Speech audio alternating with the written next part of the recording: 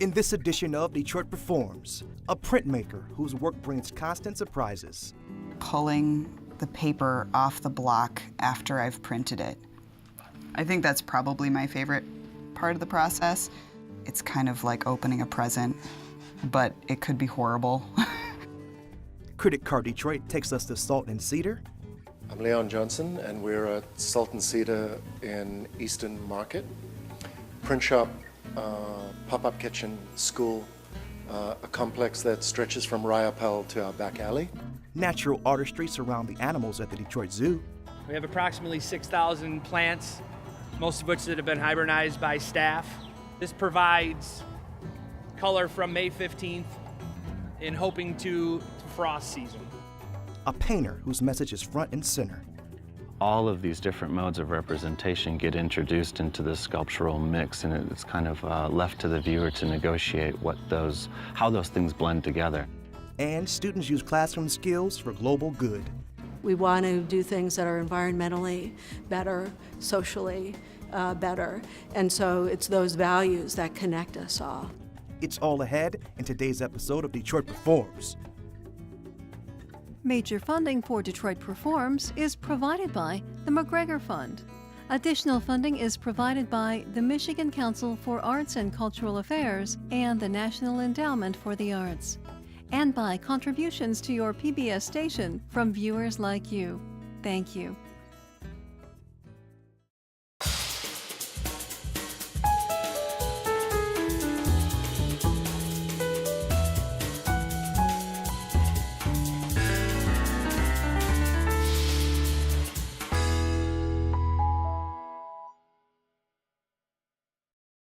Hello and welcome to Detroit Performs. I'm your host, DJ Oliver, and today I am at the Detroit Zoo to show you stunning pieces of artwork displayed amongst the animals.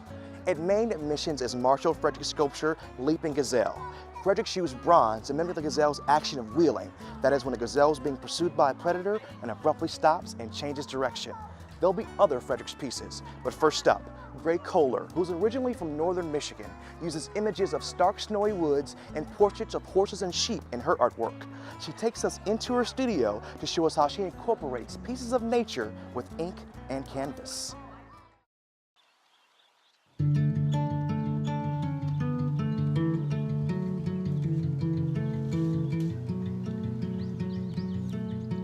I'm collecting plant matter and organic objects. This grass is a nice grass. It's got this lovely curly quality. This is some sort of goldenrod or something in that kind of family. I'm gonna glue them down and make it essentially a three-dimensional collage and use that in the printing process. I'm Emily Gray Koehler and I'm a printmaker.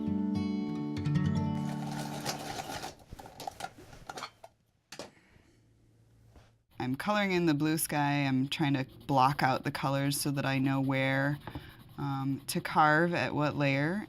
Color reduction woodcut is a relief form of printmaking where you carve away one layer of the wood and print that layer and then carve away from the same block and keep printing and carving the same block away. If I'm creating something that has white in it, I'm going to carve that away from the block first, and then I'll print the next lightest color, maybe it's a yellow, and then carve away everything that's going to stay yellow, and then print the next layer, and so on and so forth. And because it's a reductive process from the same block, I can't reuse it, I can't go back and print, so it's kind of a one-and-done process. It's fun, it keeps me on my toes. I also like the finality of it, that in the end, you know, I'm making something that I can't go back and change. It is what it is. Kind of like a painting in that sense. It's a type of printmaking that really starts to relate to other types of media that are more immediate. My work generally deals with nature in some form or another. I grew up in northern lower Michigan, pretty much in the forest. I was collecting salamanders and, you know, going and making tree forts out of real trees and so forth. I also have a strong connection to farming. My family has a farm that's been in our family since 1868. So I spent a lot of time between the farm and the forest, and my work has always kind of looked at elements of those things.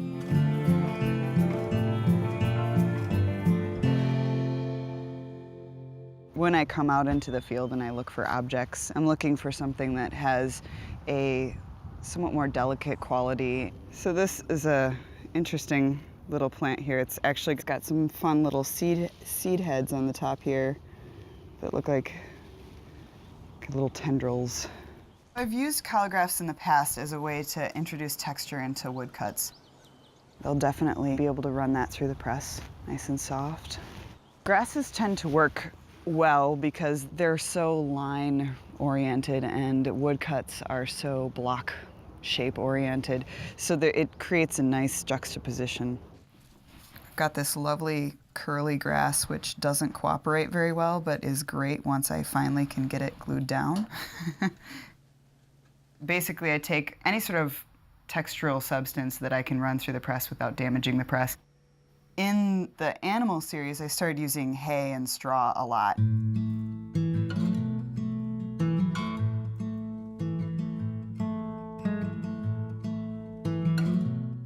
This is the collagraph plate that I created for this piece. Then I rub ink into the texture and out of the texture and printed it in between layers of the woodcut.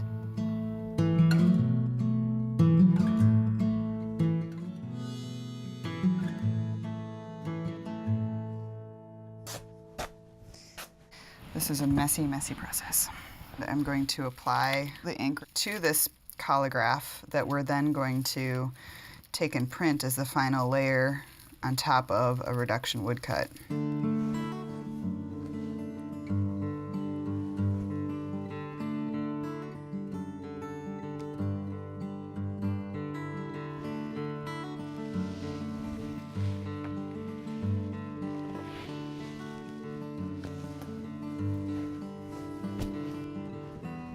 Pulling the paper off the block after I've printed it. I think that's probably my favorite part of the process. It's kind of like opening a present, but it could be horrible.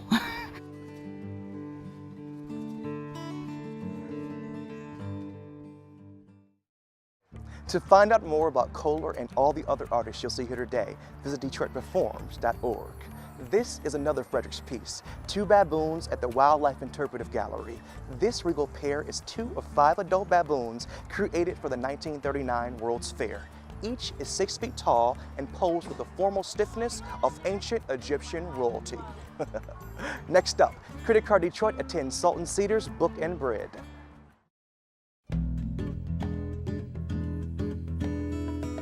I'm Leon Johnson, and we're at Sultan Cedar in Eastern Market. Print shop, pop-up kitchen, school, a complex that stretches from Ryapel to our back alley. And tonight we have one of the core engagements of the press, Book and Bread. And what we do simply is, this happens the last Saturday of every month. We shop in the market Saturday morning, looking for what's fresh, and we have an embarrassment of riches here. And we devise a menu, and we cook a 3-course dinner for 12 people, starting at 6. It's a mechanism for people to, one, engage with the market, engage with fellow citizens of Detroit around the table, which remains critical for me as a place of real labor and pleasure, the table, and good food. We eat and drink and talk and meet each other through about 8 o'clock. And my crack crew switches out the dinner plates for bookbinding stations. And I teach the 12 guests 17th century monastery journal, made from scratch. And around 10 o'clock, everybody leaves, if not stumbles, out into the beautiful night of the market, with a 17th century journal under their arm. And what's gorgeously problematic for me is all the books are blank, right? So there's still work to do. And so we work hard and meet each other in the pleasure of table and leave with a blank book. Everything's still to happen in a way. And this happens last Saturday of every month.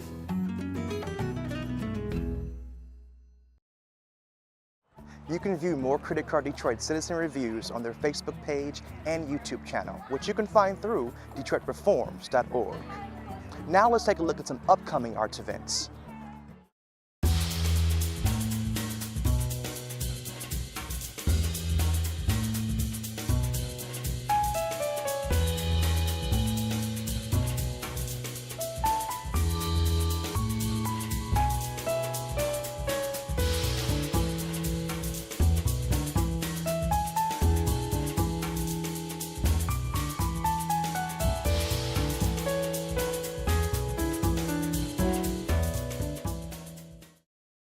I'm hanging around the Wildlife Interpretive Gallery to show you this artwork by Mary Chase Stratton, founder of Pewabic Pottery. Peacocks is a mosaic tile piece commissioned in 1926 for only $426. The peacock parades around as one of nature's most exquisite designs. And to stick with that notion, I'm going to show you more of the natural beauty the zoo has to offer you. The flowers, the trees, the shrubs, even butterflies paint the area with spectacular color and serve a purpose.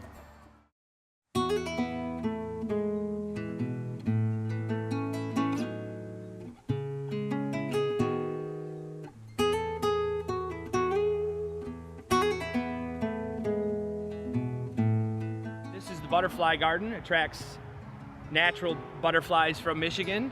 Our volunteer program last year alone had over 7,000 hours of volunteer services. Our volunteer gardeners come with a plan, submit the plan, we approve the plan, they run wild with it, and these are the things they create for us. Without our volunteers here, our facility would be half of what it is today. One of our most attractive indoor facilities here at the zoo is the butterfly garden inside of the Wildlife Interpretive Gallery. Keep things flowering throughout the year. We try to have blooming from January to December. So one of the challenges is getting proper lighting and maintaining heat. Because of where the butterflies come from South America, they could bring in a parasitic wasp. So once they're released into that building, all trimmings that come out of it have to be bagged, frozen for 3 days. After the 3 days, if there were to be anything on it, it would be considered dead or dormant at that time, and then it can be disposed of.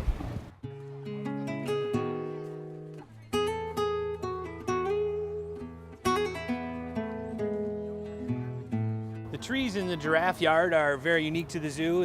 We have to trim these trees up approximately 18 feet high to prevent the trees from being girdled by the giraffes, wrapping them in chain link fence, and which provides opportunities to hang toys and other gadgets from the trees for the giraffes to use and play with. A vast majority of the plants and trees we bring in for exhibits and landscaping here are what we call browse products. These trees are trimmed, flowers are grown for reptiles, for hoofstock animals. Mulberry, for an example, to most is a messy tree. To here it's a gold mine that is fed out to almost all animals here at the zoo. We're growing, we got over 4,000 bare-root aspens to grow off-site or backstage for enrichment for the beavers. We'll take them, and there's metal sleeves inside of the beaver holding area that we can put them in the ground to resemble a upright growing aspen tree for them to gnaw on if they choose to. Typically a beaver will gnaw a tree like that, tip it over, and then it eats the real fine tips of it. Or they'll eat the bark off some of the more tender parts of the tree. So we're doing that to try to replicate actual aspens growing out, in an area for them to have. They look natural, they are natural, they're real.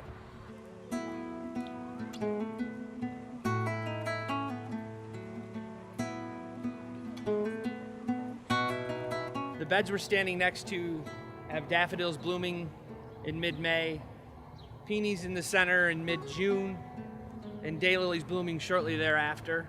We have approximately 6,000 plants, most of which that have been hybridized by staff. This provides color from May 15th in hoping to frost season. Prettiest spot in the zoo to me would be what we consider our mall on the east and west sides of the fountain, my opinion, from the reptile house, passing through the fountain to the carousel.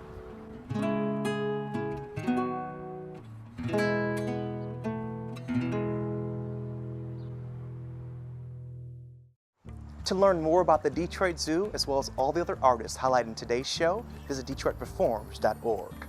I'm standing in front of the Leaps and Bounds statue outside the National Amphibian Conservation Center.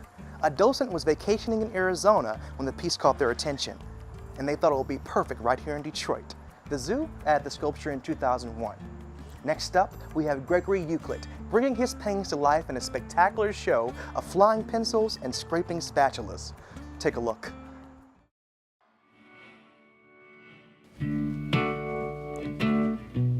Well, as a young artist, I started just drawing mostly because that's how you could get attention. And like any psychologist will tell you, if you get attention from doing something, you'll continue to do it. This is where I get my material. Every time it rains, you can find, this is some kind of styrofoam. You'll find it all over here. Time's a software, a mouth to dress, breaking all the rules. I'm going down for you. If someone hasn't seen my work before, I tend to describe it as landscape painting, maybe contemporary landscape painting. So what I'll do is pick it all up and put it in my pocket and bring it back. Whenever I try to explain it to someone, it ends up getting very long-winded and very confusing, and I usually just end up saying, that's landscape painting. It's got to keep raining, otherwise I'll run out of supplies. Well, I use the styrofoam in my work to kind of symbolize this thing that's man-made but omnipresent in the landscape. So it's not very difficult to find this stuff everywhere you go. So sometimes I'll use a spatula to scrape the paint across the surface and let the paint kind of act as paint and not appear so representational. I also like the way that it kind of scumbles along the surface. You were born into a strange world, like a candle you were meant to share the fire. I don't know where we come from, I don't know where we go, but my arms are made to hold you, so I will never let you go, 'cause you were born. So there's land here, and in the center of this scene, I'm going to create some type of industry that moves in and kind of is built upon that land. The stuff that's around this is going to be more deliberate and organized because it's a city, so city planning is much different than, you know, a natural prairie or a forest.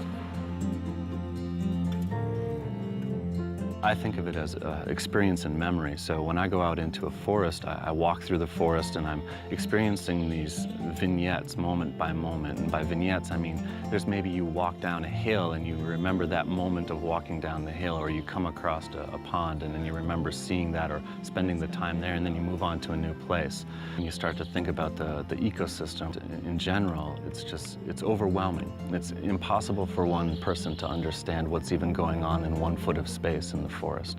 And that complexity and that density has always been a part of my work. To chase the light, 'cause you were born.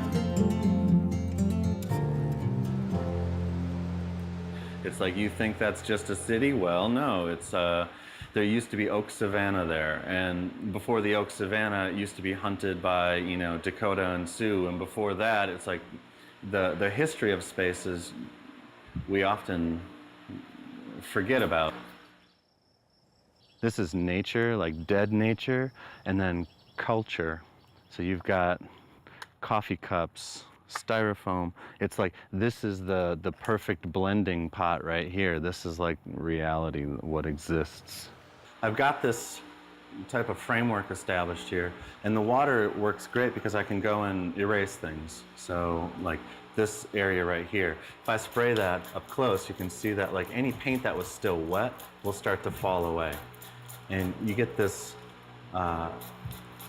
pattern of decay, and then having that actually happen on the surface of the painting always seemed interesting.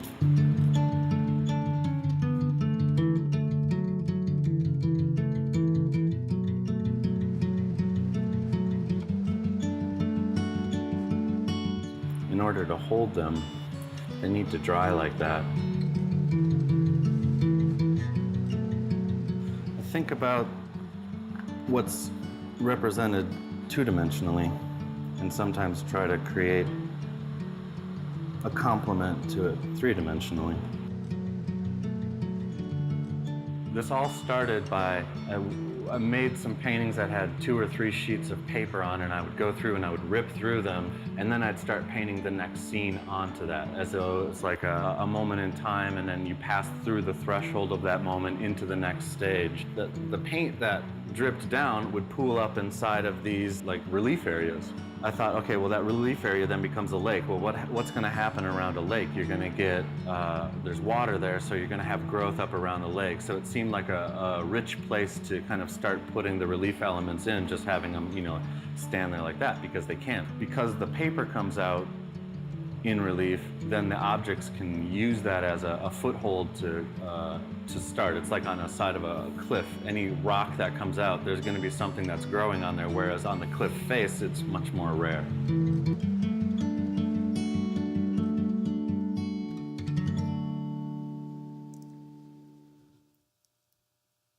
When I bring sculptural elements in, or like pieces from the land, I have a tendency to think about modes of representation. You have an illusionistic space that's painted where people can go in with their mind.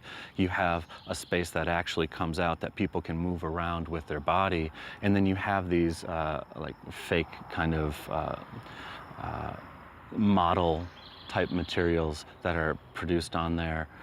Trees that I make from sedum, or like, you know, the architectural type of things. So I started fooling around with various plastic bags. The idea that you can take and make a form that looks like something natural out of something that's, you know, petroleum based and completely destructive, and have that in this landscape, that's kind of important, because the landscape itself seems very picturesque, but, you know, these are the things that we use on a daily basis that are the antithesis to this kind of idea.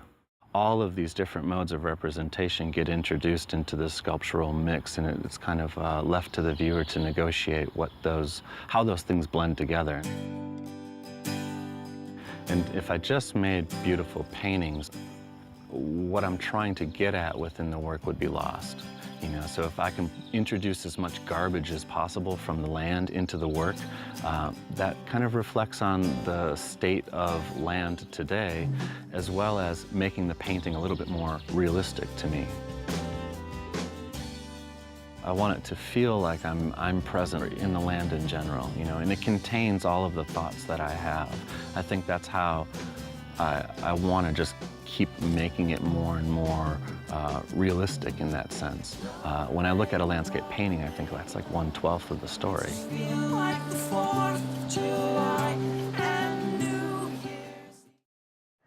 Euclide's art is also featured on the cover of several Bon Iver albums. To learn more about him, as well as all the other artists featured in today's show, visit DetroitPerforms.org.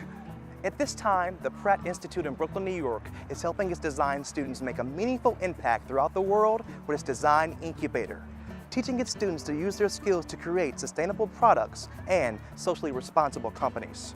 Here they are.